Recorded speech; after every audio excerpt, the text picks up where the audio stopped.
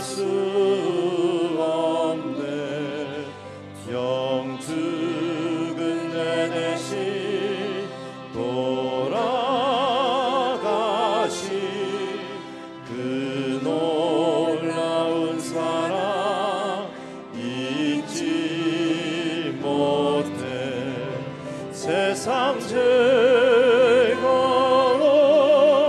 다 버리고 세상 자랑 다 버렸네. 주 예수보다 더 귀한 것은 없네. 예수 밖에는 없네. 주 예수보다 더 귀한 것은 없네. 이 세상 명예와 바꿀 수 없네. 이전에 즐기던 세상 일도 주 사랑하는 마음 뺏지 못해. 세상 즐거움 다 버리고 세상 자랑 다 버렸네. 주 예수보다 더 귀한 것은 없네. 예수 밖에는 없네. 주 예수보다 더 귀한 것은 없네. 이 세상 행복과 바꿀 수 없네. 유혹과 핍박이 몰려와도 주 섬기는 내 맘 변치 않아. 세상 즐거움 다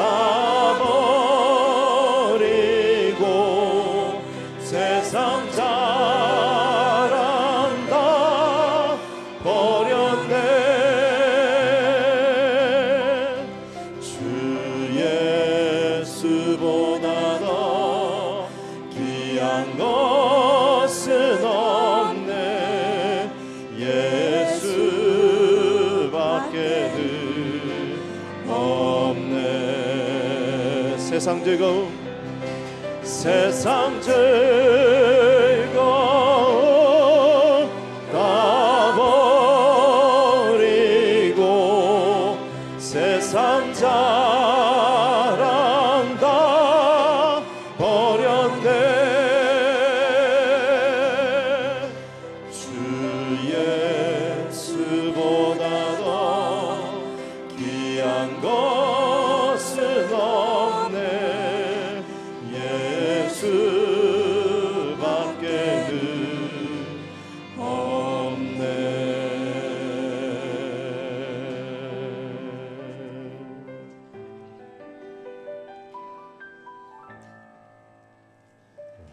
화려하지 않아도 정결하게 사는 삶, 가진 것이 적어도 감사하며 사는 삶, 내게 주신 작은 힘 나눠주며 사는 삶, 이것이 나의 삶의 행복이라오.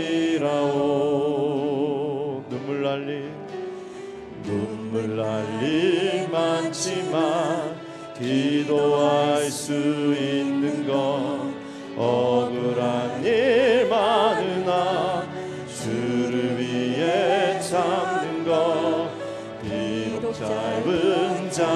항상 주 뜻대로 사는 것, 이것이 나의 삶의 행복이라오.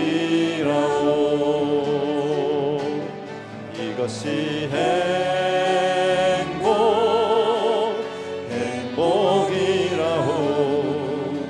세상은 알 수 없는 하나님 선물, 이것이 행복이라오.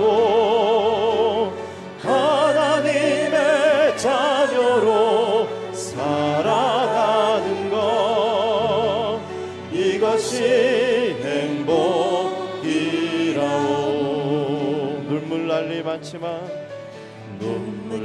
일 많지만 기도할 수 있는 것, 억울한 일 많으나 주를 위해 찾는 것, 비록 짧은 작은 삶 주 뜻대로 사는 것, 이것이 나의 삶의 행복이라오.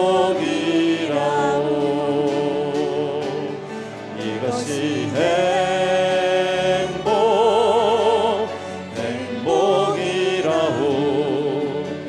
세상은 알 수 없는 하나님 선물, 이것이 행복이라오.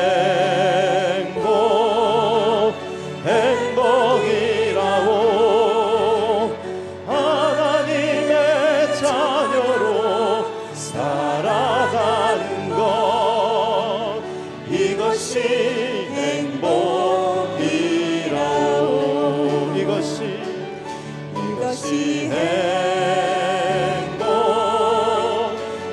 행복이라오. 세상은 알 수 없는 하나님 선물, 이것이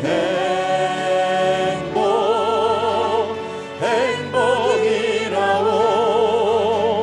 하나님의 자녀로 살아가는 것,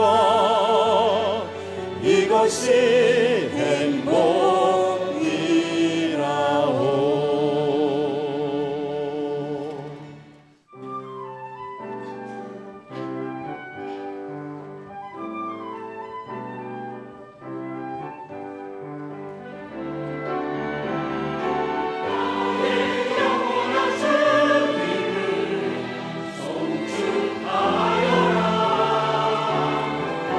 거룩하신 주 이름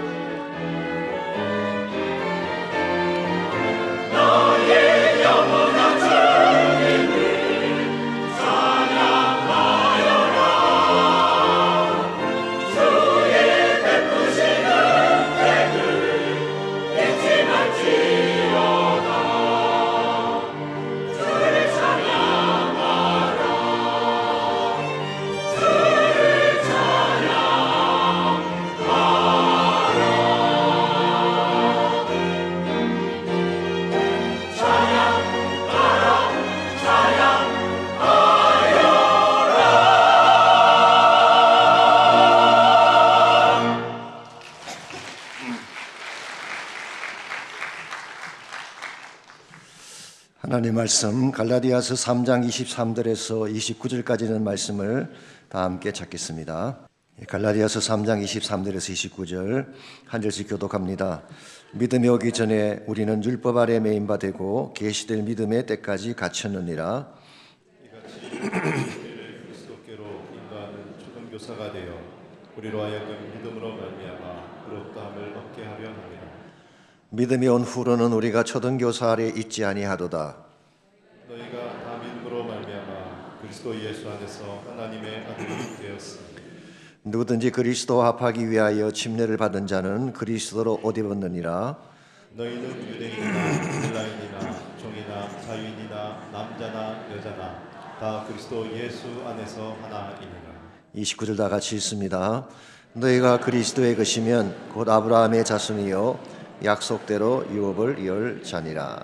아멘. 크리스찬이 된다는 말과 종교인이 된다는 말이 같은 것일까요? 일반 세상 사람들의 정의에 하면 같다고 할 수 있을 것입니다. 기독교도 종교의 하나이고 외형상 기독교 안에도 종교적인 측면들이 많이 있기 때문에 그렇습니다. 그러나 기독교의 본질을 제대로 아는 사람은 그렇게 생각하지 않습니다. 첫째로 구원의 어프로치가 다릅니다. 대다수의 종교들은 인간이 신을 찾아 나서는 시도를 하죠. 인간의 노력으로 구원에까지 이르려고 온갖 경주를 다 시도하는 것이 일반 종교입니다. 그런데 기독교는 반대죠. 하나님의 손을 뻗어서 인간을 찾아온 것입니다.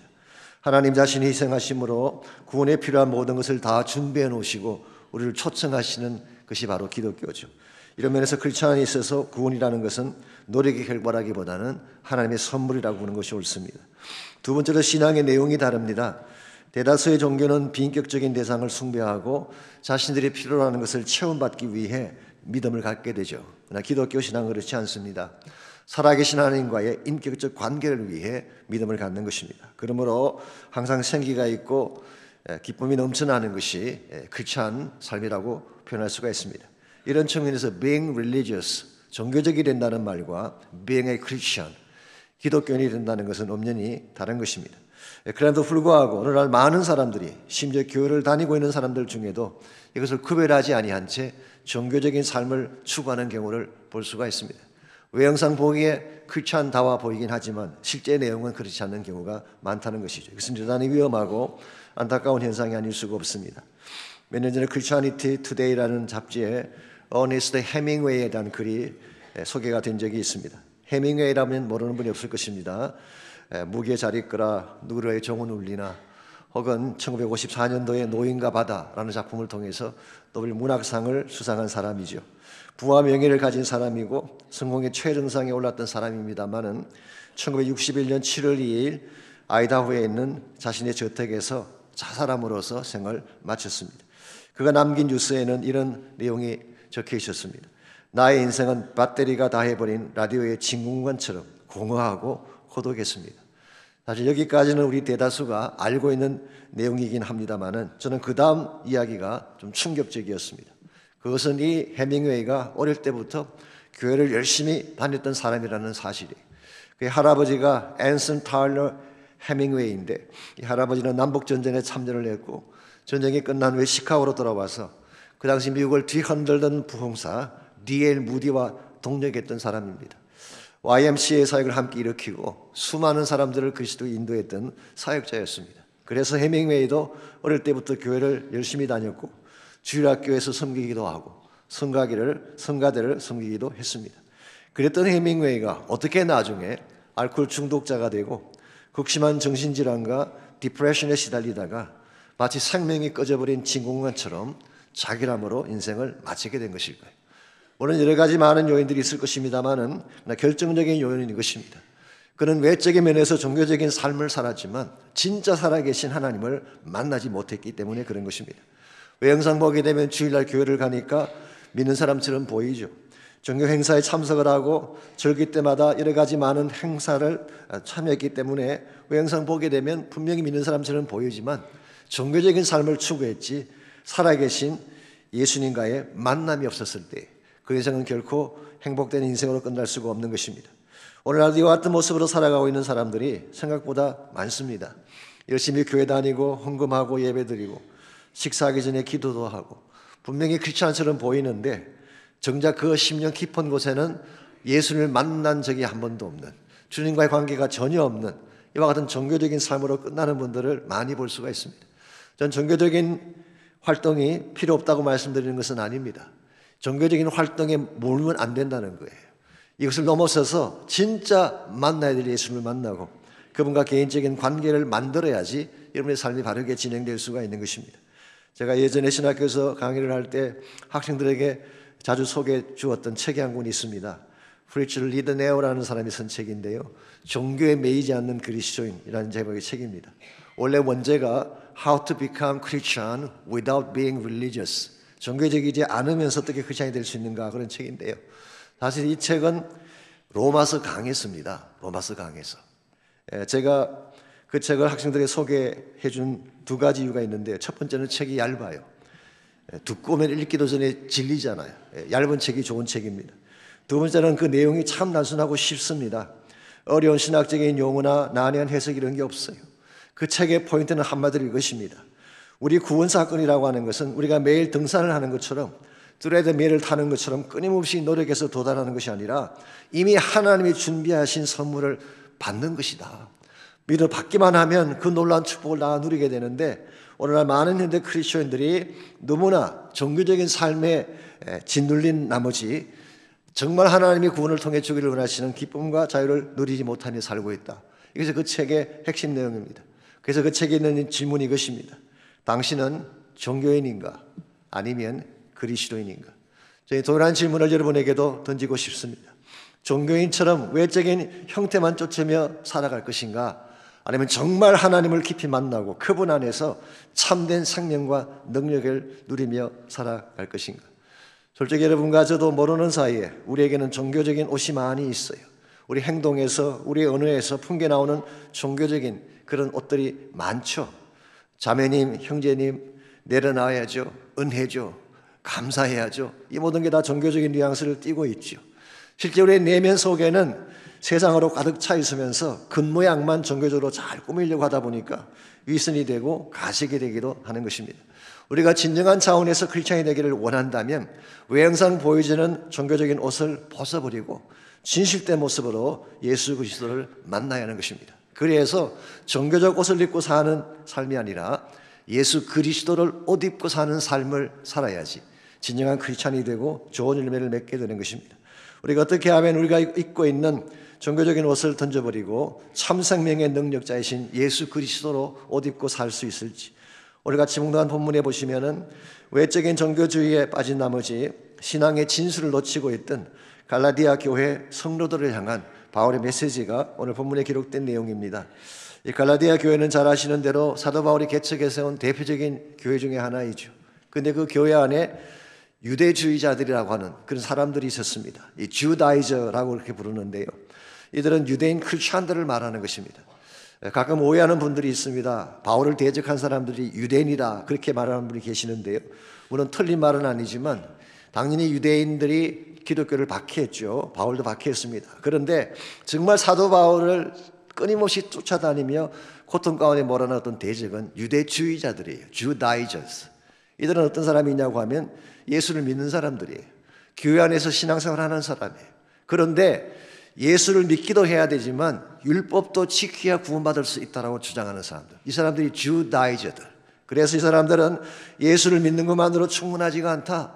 너희들이 할례도 받아야 되고 안식일도 지켜야 되고 유대적인 모든 규례를 다 지켜야 된다고 주장하는 사람들, 이런 사람들이 주다이저들, 유대주의자들이었어요. 이런 사람들이 예루살렘 교회에도 많이 있었습니다. 고린도 교회 안에도 많이 있었고 사도 바울이 가는 곳곳마다 그 교회 안에 항상 존재하면서 바울을 공격했던 사람들이죠. 자, 그들이 가진 문제가 뭔지 아십니까? 그들은 예수를 믿는다고 말은 하지만 실제적으로는 유대주의가 말하고 있는 종교적인 의식을 더 중요하게 여기는, 이것이 그들의 삶의 문제였던 것입니다.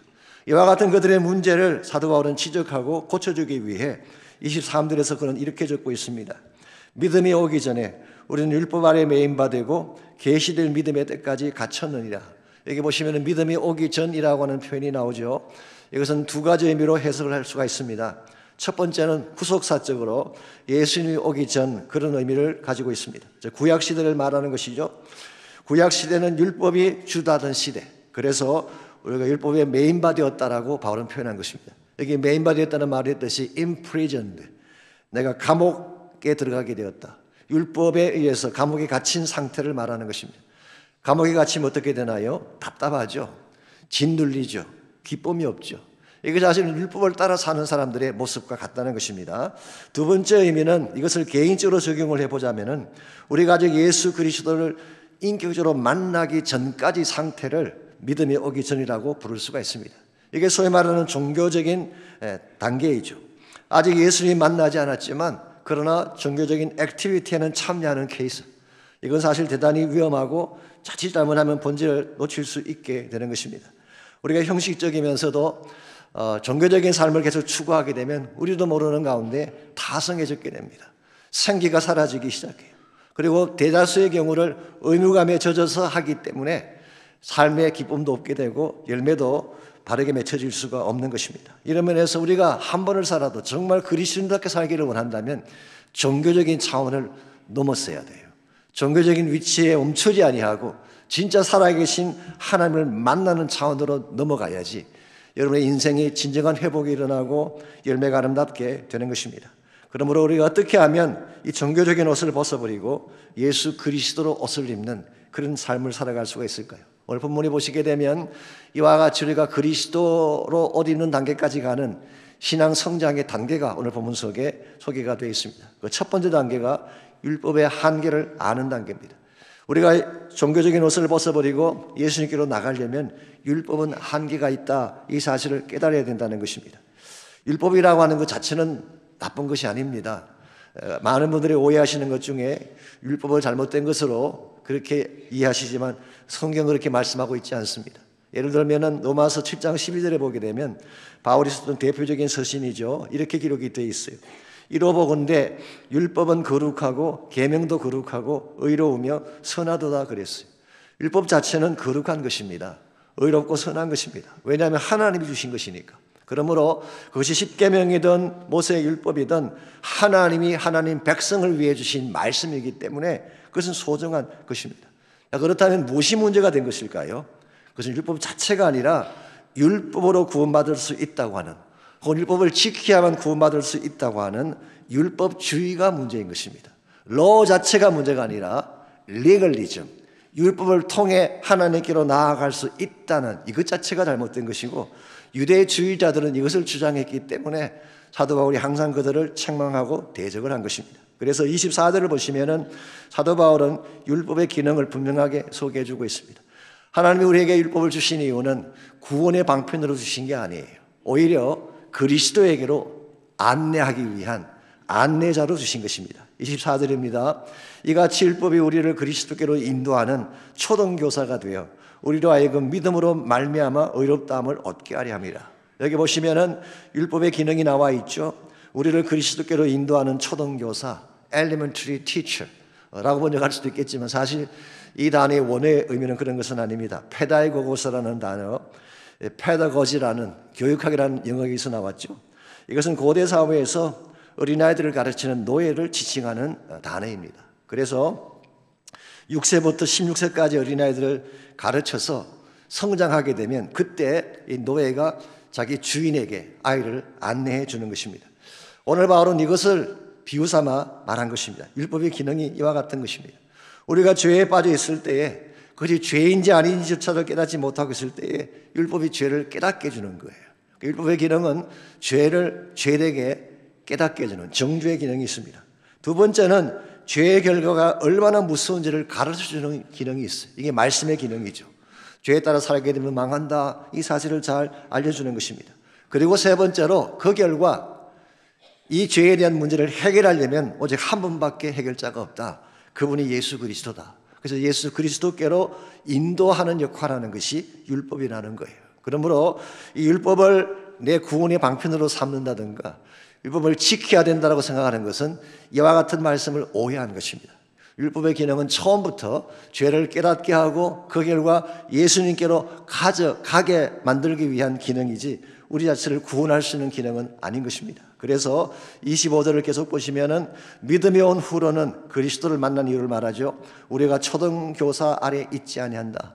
우리가 예수님 만나게 되면 더 이상 율법의 컨트롤을 받고 사는 것이 아니라 예수 그리스도의 주재권 하에 살게 된다, 그런 뜻이에요.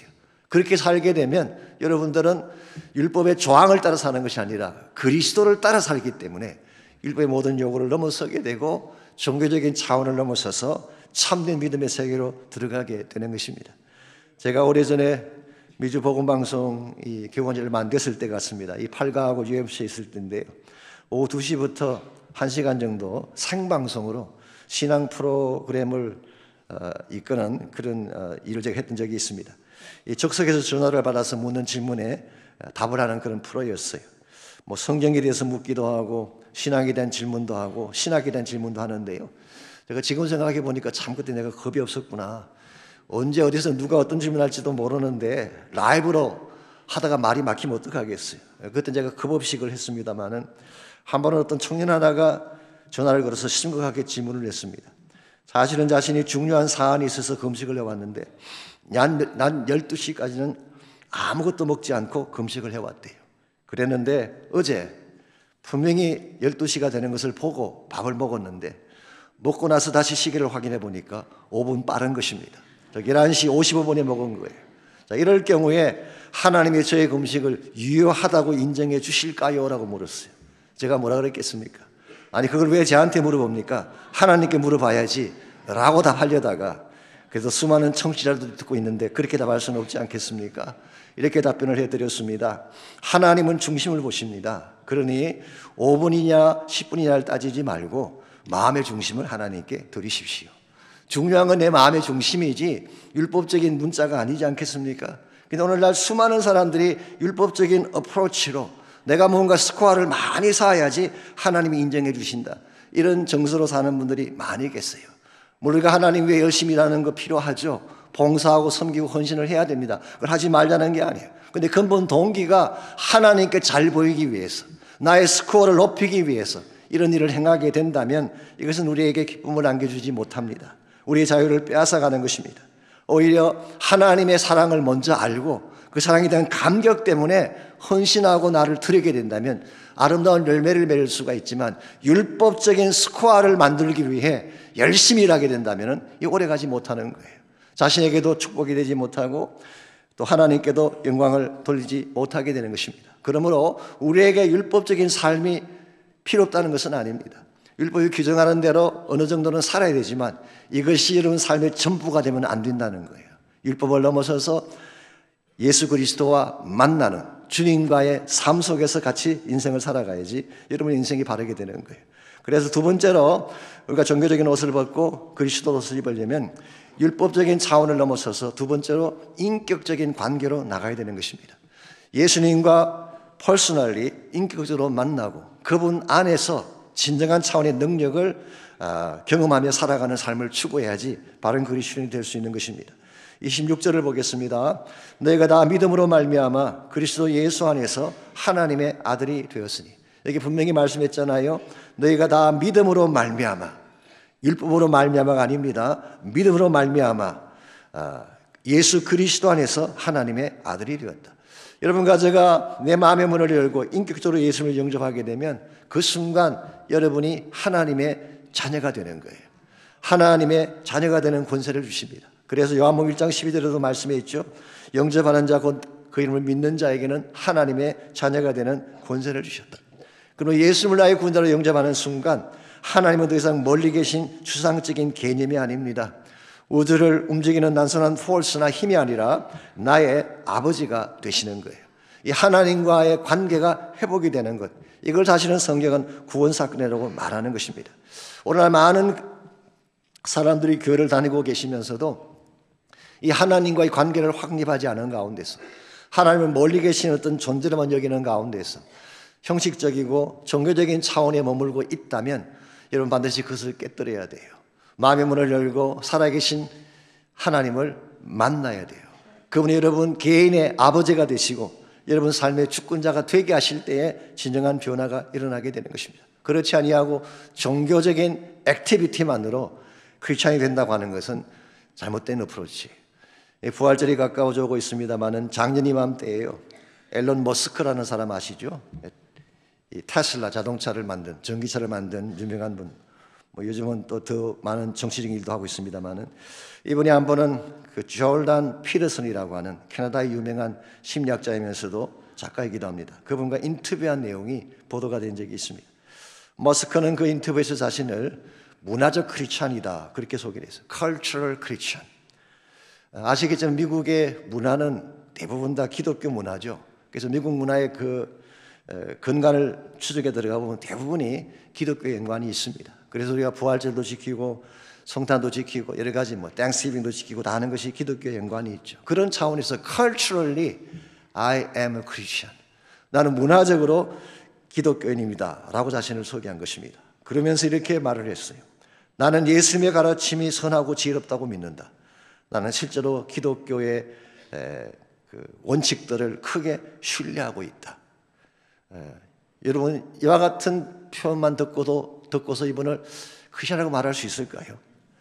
기독교의 모든 가치관에 동의를 하고 예수님의 가르침에 대해서도 내가 지혜롭다고 믿고 있고, 그리고 심지어는 문화적으로 크리스천처럼 살고 있다는 그 고백, 이것만으로 과연 그가 참 예수의 사람이라고 말할 수 있을까요? I don't think so. 그렇기 때문에 이분은 BBC라고 하는 생방송에 나와서 마리화나를 피는 모습을 실제로 보여준 적도 있습니다. 화면에 안 나오네요. 제가 좀 보냈는데, 이와 같은, 보셨네요. 앨런 머스크. 한편으로는 저와 같이 마리화나를 피우면서, 또 다른 한편으로는 culturally I belong to Christianity. 이것만큼 앞뒤가 맞지 않는 일이 어디 있겠어요. 이걸 지켜보았던 그렉 로리가 다음과 같은 말을 한 적이 있습니다. 참으로 고무적이고 감사할 일이다. 그러나 아직 한 가지 부족한 것이 있다. 문화적 차원을 넘어서 진짜 예수 그리스도를 구원자로 영접하지 않는 한 당신은 신앙의 진수로 들어올 수가 없다는 지적을 했어요. 저는 그 말에 동의를 합니다.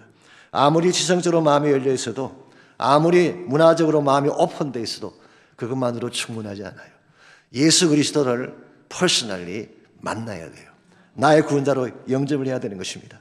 그리고 나서 27절을 보게 되면 예수를 나의 구원자로 영접할 뿐만 아니라 그분과의 관계를 깊이 만들어 갈 때, 그때 우리 삶이 진실로 하나님을 기뻐하는 그리스도의 삶이 되는 것입니다.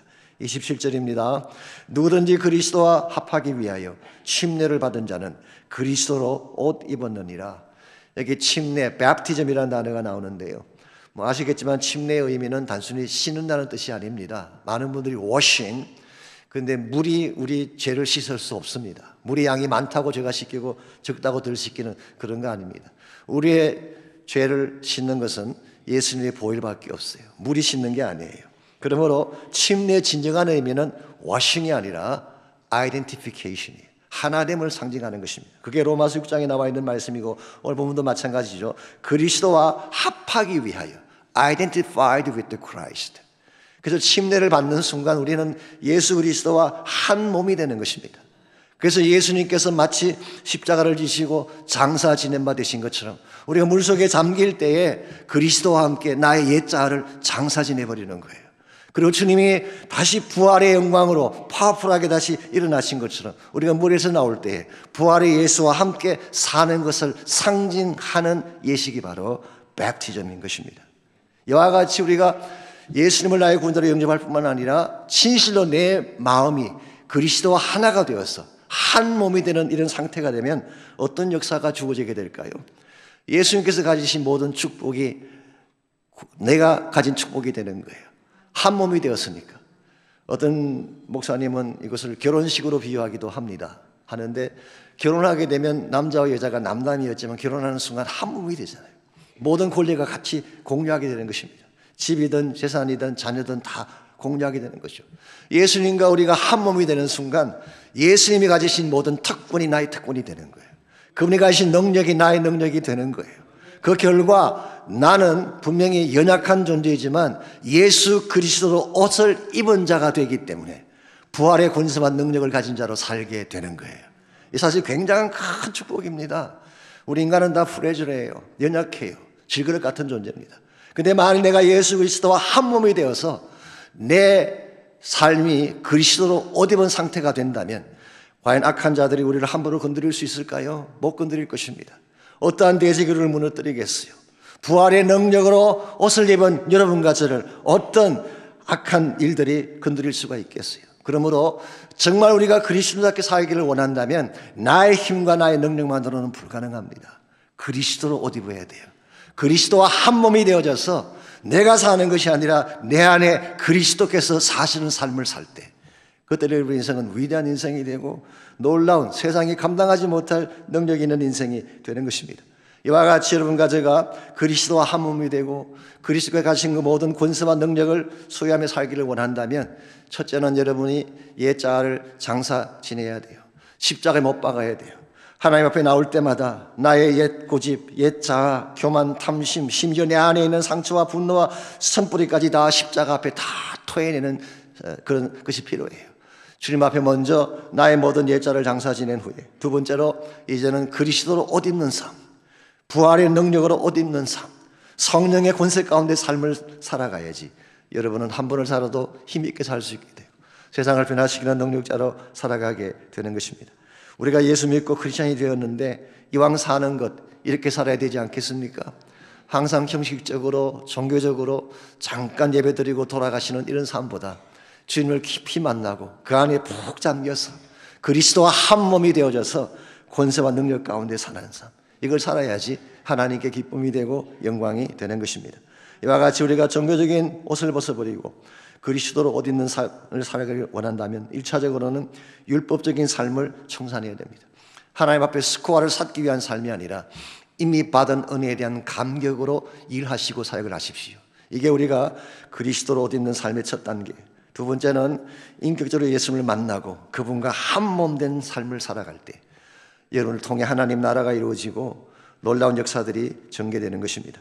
마지막 세 번째로 종교적인 옷을 벗어버리고 그리스도 옷을 입으려면 우리가 가진 모든 영적인 특권을 나누며 살아야 돼요. 하나님은 우리가 예수 믿는 순간 많은 특권들을 주셨어요. 이 특권을 나의 것으로 소유하지 말고 나눌 수 있을 때 그때 여러분의 삶이 하나님의 기쁨이 되는 것입니다. 오늘 28절 29절을 보게 되면 우리가 그리스도 안에 들어오게 되면 누릴 특권 혹은 축복이 나와 있는데, 먼저 28절입니다. 너희는 유대인이나 헬라인이나 종이나 자유인이나 남자나 여자나 다 그리스도 예수 안에서 하나이니라. 이 말은 인간과 인간 사이를 가로막고 있는 모든 장벽을 무너뜨리고 하나가 되게 한다, 그런 뜻이. 유대인과 헬라인은 물과 기름의 관계입니다. 절대로 하나 될 수 없는 이 racial barrier가 분명히 있었어요. 그리고 종과 자유자, 이들은 요즘하고 다릅니다. 고대 사회에서는 절대 넘을 수 없는 그런 불가분의 그 장벽이었어요. 남자와 여자의 차별, 요즘은 여자분들이 더 강한 시대가 되긴 났습니다만 과거에는 그렇지 않았어요. 남자와 여자의 차별, 굉장히 큰 벽이었는데 이 모든 걸 다 허물어뜨려서 그리스도 안에서 하나가 되게 하시는 것, 이게 진정한 차원의 평등이에요. 이게 진정한 차원의 통일인 것입니다. 그래서 예수님을 영접하게 되면 우리는 신분에 상관없이, 남녀 성별에 상관없이, 가진 자 못 가진 자 상관없이 우리 모두는 하나가 되는 축복, 이게 사실 신앙 공동체에 주어질 놀라운 축복이죠. 여기서 멈추지 않습니다. 29절을 계속 봅니다. 너희가 그리스도의 것이면 곧 아브라함의 자손이요 약속대로 유업을 이을 자니라. 너희가 그리스도의 것이면이라고 했는데 여기서 말하는 너희는 앞절에서 말한 남자건 여자건 헬라인이건 노예이건 자유자건 누구든 상관없이 그리스도에 들어온 모든 자를 말하는 것입니다. 너희들이 그리스도의 소유가 되는 순간 너희들은 아브라함의 자손이 된다라고 말하고 있어요. 사실 아브라함과 우리는 혈통적으로는 관계가 없습니다. 그런데 예수 그리스도 안으로 들어가는 순간 우리는 아브라함의 후손이 되는 거예요. 그리고 아브라함에 주어졌던 모든 약속이 우리에게 주어졌어. 아브라함이 가진 그 약속의 유업을 우리가 이어받게 되는 것입니다. 이건 굉장한 축복이고 특권입니다. 오늘 제가 필필을 할 때 조금 더 자세히 다뤄드릴 것입니다만은 이 아브라함에게 주어진 축복이라고 하는 것은 우리의 생각과 차원을 넘어선 차원의 축복이에요. 창세기 12장 2절 3절을 보면은 이렇게 기록이 되어 있죠. 내가 너로 큰 민족을 이루고 내게 복을 주어 내 이름을 창대하게 하리니 너는 복이 될지라. 너를 축복하는 자에게는 내가 복을 내리고 너를 저주하는 자에게는 내가 저주하리니 땅의 모든 족속이 너로 말미암아 복을 얻을 것이라 하신지라. 여기에 복이란 단어가 많이 나오는데요, 여기서 말하는 복은 그냥 복이 아닙니다. 궁극적으로는 장차 아브라함의 후손으로 이 땅에 오실 예수 그리스도의 복을 말하는 것입니다. 그래서 아브라함을 통해서 하나님은 장차 예수 그리스도가 오실 것을 말씀하시고 그것을 오늘 성경에서는 복이라고 말씀하고 있어. 그래서 하나님이 아브라함에게 먼저 이 축복을 주신 후에 이 축복이 누구에게까지 전달되기를 원하시고 계신가요? 너로 말미암아 모든 족속이, 땅의 모든 족속이 복을 받게 되는, 여기에 우리 그리스도인들이 가져야 될 특권과 책임이 있다고 생각합니다. 우리가 가질 특권은 우리가 아브라함의 후손이기 때문에 아브라함이 받았던 모든 축복을 우리가 누릴 수 있게 되는 특권이 있어요. 아브라함에게 주신 모든 약속이 우리의 약속이 되는 것입니다. 아브라함에게 주신 모든 부유함의 축복이 우리의 소유가 되는 것입니다. 이건 굉장한 큰 축복이죠. 그리고 아브라함에게 주신 가장 궁극적인 인헤리턴스는 물론 가나안 땅이지만 그 당시에는 궁극적으로는 하나님 나라, 천국을 말하는 것입니다. 이게 우리 모두가 누리게 될 우리의 축복이에요. 근데 동시에 우리가 반드시 행해야 될 책임이 여기 있어요. 나에게 주신 복을 나만 소유하는 것이 아니라 이 복을 가지고 땅의 모든 족속이 복을 받게 하는 것입니다. 이런 면에서 우리 그리스도인들은요, 복을 받기 위해 복을 받는 자들이 아니에요. 복을 나누기 위해 복을 받는 사람들이에요. 나에게 아무리 많은 돈이 있더라도 나누지 않으면 그 복은 가치가 없습니다. 나에게 건강이 있잖아요. 참 좋은 것이긴 하지만 나만 누리려고 가진 건강은 의미가 없어. 이 건강 가지고 하나님의 뜻을 행해야 돼요. 우리에게 주신 어떤 것도, 하나님 주신 어떤 것도 나눌 때에 진정한 의미가 있고 열매가 주어지게 되는 것입니다. 여러분과 저에게 주어진 아브라함의 축복, 참 위대한 축복인데 이제 이 축복을 내가 움켜잡고 사는 것이 아니라 이것을 나누는 자가 될 때에 우리를 통해 죽은 자들이 살아나고 열방이 주께로 돌아오며 하나님의 비전이 성취되게 되는 것입니다. 오늘 제가 말씀을 맺으면서 두 명의 부자 청년을 소개해 드리려고 합니다. There are two kinds of rich young ruler. 두 명의 부자 청년이 있는데요. 첫 번째가 rich young ruler who said no. no라고 대답했던 부자 청년이 있습니다. 저 부자 청년은 누가복음 18장에 나오는 부자입니다. 저 청년은 유대 관원이었다고 했어요. 아마도 산헤드린의 멤버였을 가능성이 많습니다. 어릴 때부터 율법을 다 지켰다고 했습니다. 이걸 보면 그는 좋은 가문에서 성장을 하면서 윤리적으로 깨끗한 삶을 살았던 사람 같습니다. 뿐만 아니라 그는 부자였다고 했어요. 일반적으로 돈이 많으면 윤리성이 떨어지기 마련인데 이 청년은 돈이 많으면서도 깨끗했어요. 더구나 앞날이 창창한 젊은이, 청년이었어요. He was almost perfect. 누가 봐도 흠잡을 것이 없어 보이는 거의 완벽한 사람이었는데 예수님은 이 사람에게 한 가지 부족한 것이 있다고 말씀하셨어요. 그게 뭔가요? 너 가진 모든 것을 다 팔아서 가난한 사람에게 주고 나를 따르라고 했을 때 그는 no 하고 예수님의 곁을 떠나갔습니다.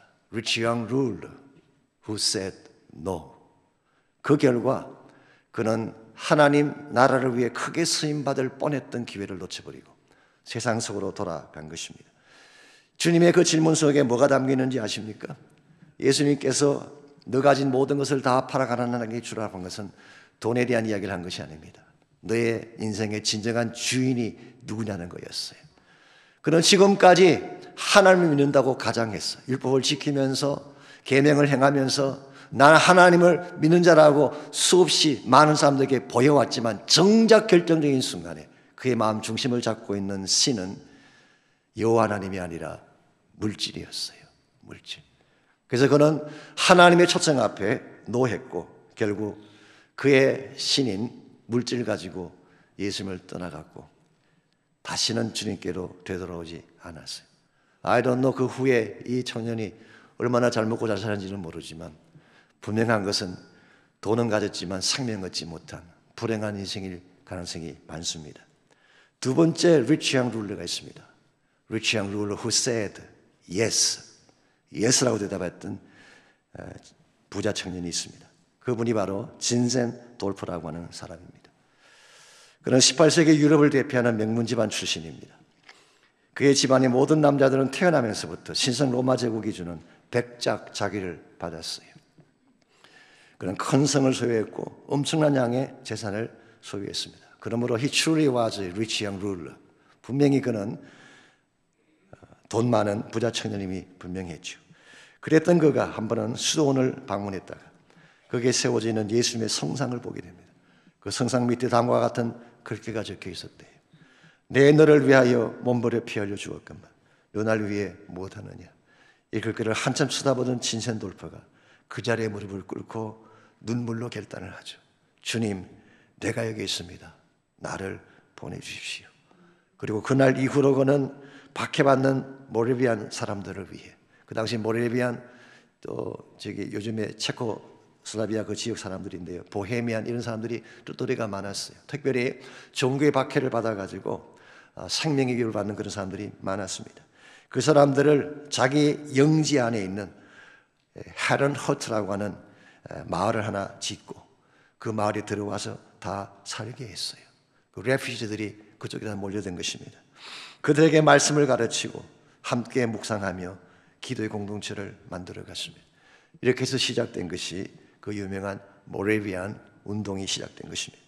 제가 지난 금요일 잠깐 소개해드렸습니다마는 1727년 바로 이곳에서 진센돌퍼는 한 가지 중요한 결단을 하게 됩니다. 그것은 지금부터 하루에 24시간, 일주일 7일 쉬지 않고 체인 프레이를 하자고 하는 결단을 한 것입니다. 24 hours a day, 7 days a week. 24시간, 일주일 7일 동안 1시간도 빠뜨리지 아니하고 체인 프레이를 하자. 그러려면 몇 사람이 필요할까요? 하루가 24시간이고 일주일이 7일이 곱하면 168이 나옵니다. 그렇게 도전을 했는데 약 3배 가량 되는 사람들이 헌신을 했어요. 그리고 그때부터 그들은 문자 그대로 1시간도 빠뜨리지 아니하고 24시간 매일매일 기도했는데 얼마 동안 했는지 아십니까? 100년이 넘도록 했어요. 100년이 넘도록. 처음 했던 사람이 나이가 들어 돌아가시면 그 다음 사람이 대를 잇고 이렇게 하기를 100년 동안 계속을 했는데 이 100년의 기간 동안에 어떤 역사가 벌어졌을까요? 이건 제 개인적인 의견이 아니라 Christianity Today에 나온 내용을 제가 그대로 소개해드리는 것입니다. 첫 번째로 존 웨슬리의 삶에 엄청난 변화가 일어났습니다. 그는 물론 일찍부터 하나님의 사람이긴 했지만 그가 영국 런던 외곽에 있는 올드스게이트라는 지역에서 모라비안 형제들이 모이는 집회에 참석을 했다가 성령 받지 않습니까? 엄청난 부흥의 불씨가 되어서 그때부터 웨슬리안 부흥이 일어나기 시작했어요. 두 번째로 1740년도에 미국에서 일어난 제1차 영적 각성운동의 불씨도 모라비안들의 기도 덕분입니다.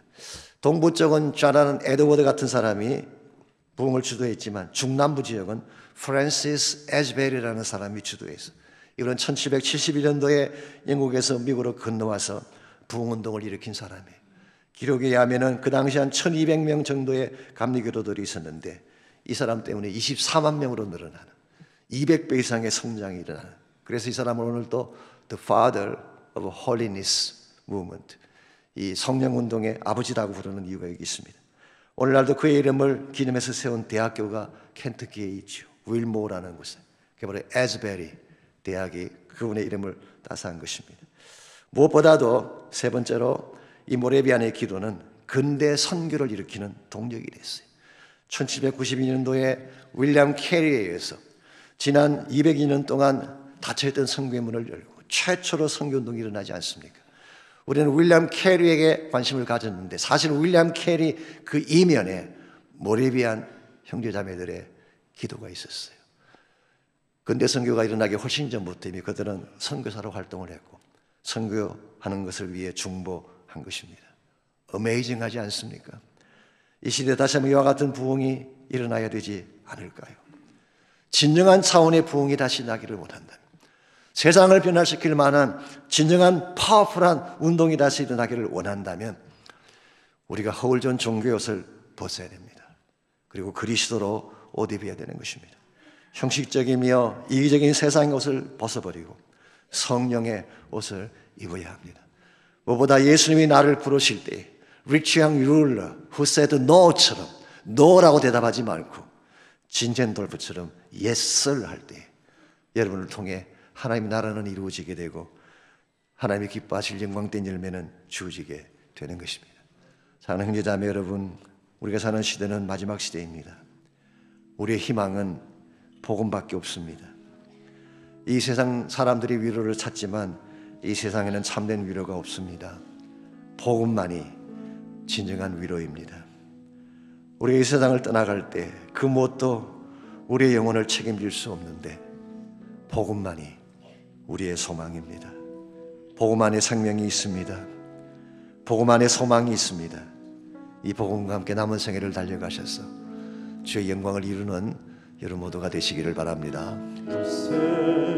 세상에 참된 위로 없으니 복음만이 위로입니다. 이 세상에 참된 위로 없으니 예수만이 위로입니다. 우리 다 일어나서 함께 찬양합니다. 세상을 우리 떠나갈 때에 복음만이 소망입니다. 이 세상을 우리 떠나갈 때에 예수만이 소망입니다.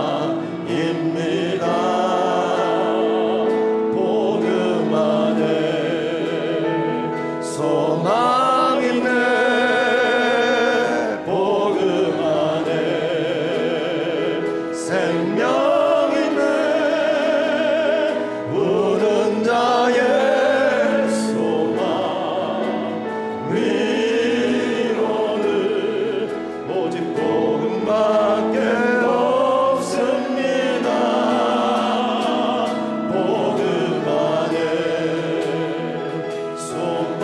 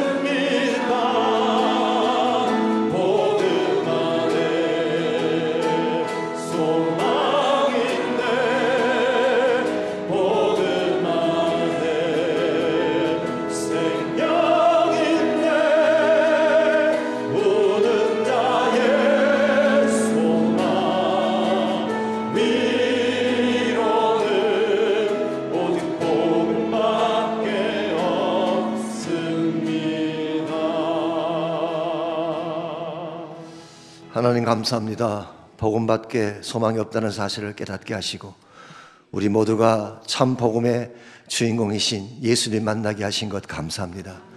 아직도 이 주님 만나지 못한 분이 혹시 있다면 이제 마음의 문을 열고 예수님께로 달려나가게 하시고 이미 모든 구원을 준비하시고 초청하시는 예수님을 마음에 영접하게 하시고 이제는 혼자 사는 것이 아니라 그리스도와 함께 사는 인생이 되어 예수 그리스도도 옷 입고 어디를 가든지 복음의 능력, 부활의 능력을 자랑하며 주의 영광 위에 달려갈 수 있는 귀한 주의 백성들 되게 하여 주시옵소서. 이제는 우리 구주 예수 그리스도의 은혜와 하나님 아버지의 무한하신 사랑과 성령님의 충만한 임재하심이 예배를 마치고 돌아가는 성도 한 분 한 분에게 가정과 삶의 터전과 자녀들과 자손들 위해 이제로부터 항상 함께 하시기를 예수님의 이름으로 간절히 축원하옵나이다.